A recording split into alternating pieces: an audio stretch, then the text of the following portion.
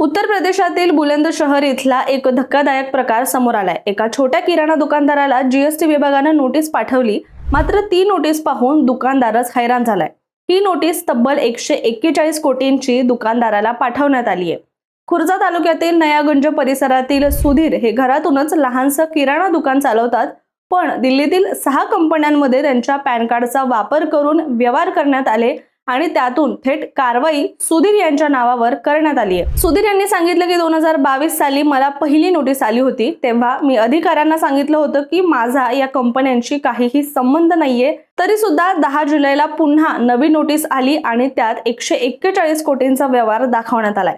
या प्रकरणात पोलीस सध्या चौकशी करत आहेत। पॅन कार्डचा वापर करून बनावट कंपन्या उभारल्या जात आहेत, कर्ज घेतलं जात आहे आणि कर चोरी केली जात असल्याचं समोर आलंय।